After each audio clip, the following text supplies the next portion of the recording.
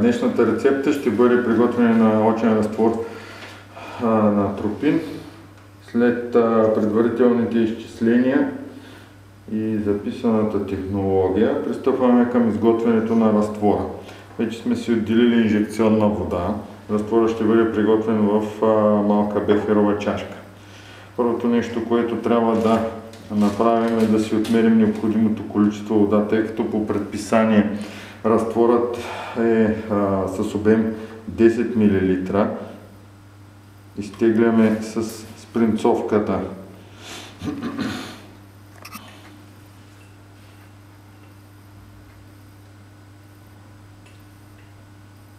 Необходимото количество вода.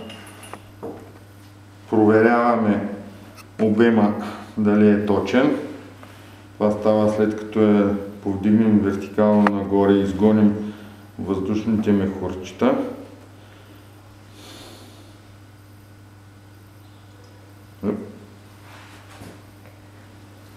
След като се уверим, че обема на водата за инжекция е 10 мл, прехвърляме в бехеровата чашка, в която ще изготвим нашия разтвор. Връщаме спринцовката обратно в опаковката.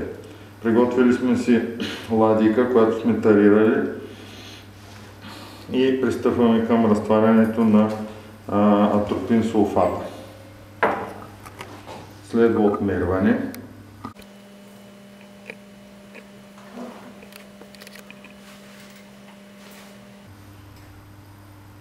Изчисленото количество, предписаното количество са 100 мг.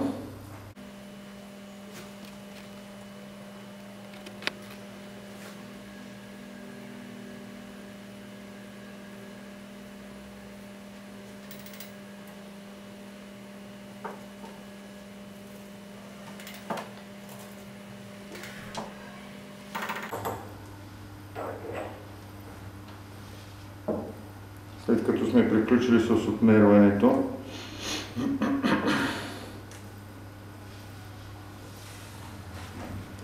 прехвърляме атропин сулфат в водата за инжекции, като отделяме вече използваната ладийка и лъжичка, тъй като не можем вече да ги използваме за друго вещество. Разбъркваме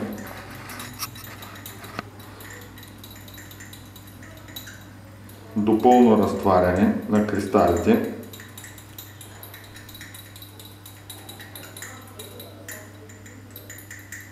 Започваме с изготвянето на разтвора с атропин сулфат, тъй като той е по-малко разтворим от другите вещества.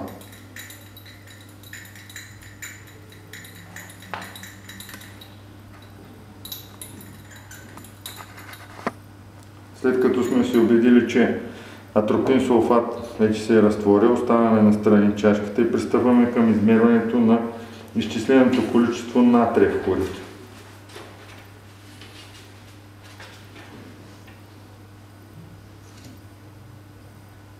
Както обикновено си тарираме ладийката.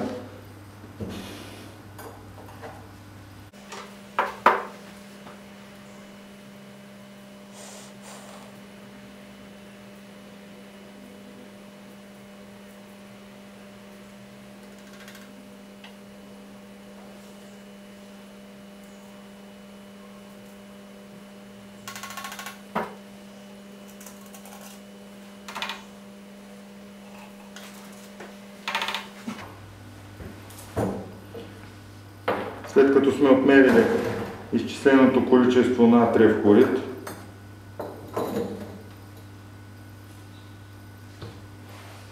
го прехвърляме в бехеровата чашка, в която изготвяме разтвор. Отново разбъркваме до пълно разтваряне на натриевия хлорид.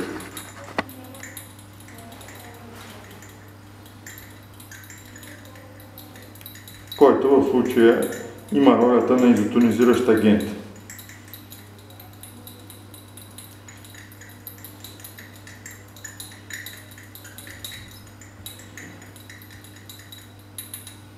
След като се убедим, че кристалчетата от натриевия хлорид са се разтворили, преминаваме към отмерването на консерванта.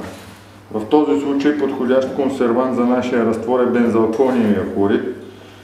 Ще пристъпим към отмерване на изчислено количество концентриран 10% разтвор на бензалкониев хлорид с помощта на пипета.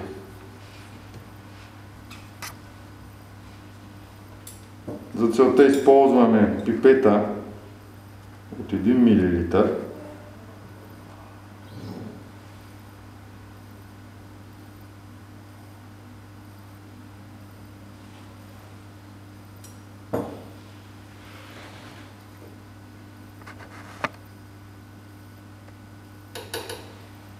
Като отмерваме до първата резка под нулата, т.е. нашето количество трябва да бъде 0,01 мл. Поставяме пипетата на мястото и продължаваме с хомогенизирането на нашия разтвор. Така, разтвора вече е готов за филтруване. Преди да започнем филтруването, приготвяме флакона, който предварително е стерилизиран.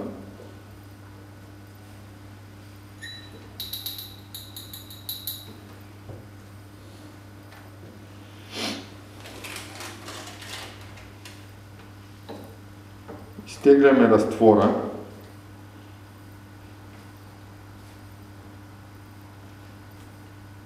В спринцовка.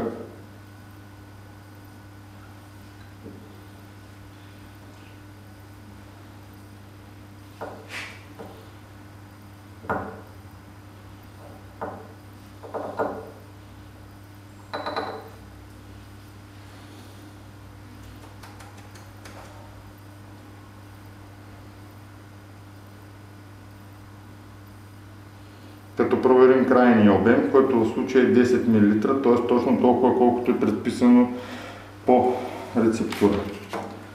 След това пристъпваме към стерилизиращото филтруване. За целта използваме филтър с размер на порите 0,22 микрометра. Тъй като работим асептично, е абсолютно недопустимо филтъра да бъде докосван с ръкавици, затова след отваряне,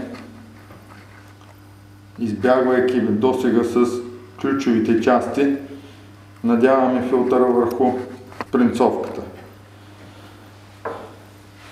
Внимателно правим налягане.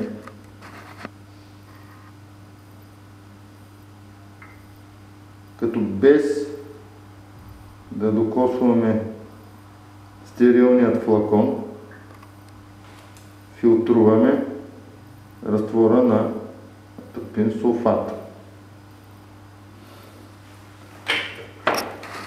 Първата ни задача е да затворим първичната опаковка с цел нашия стерилен разтвор да бъде защитен. След което пристъпваме към почистване на работното място.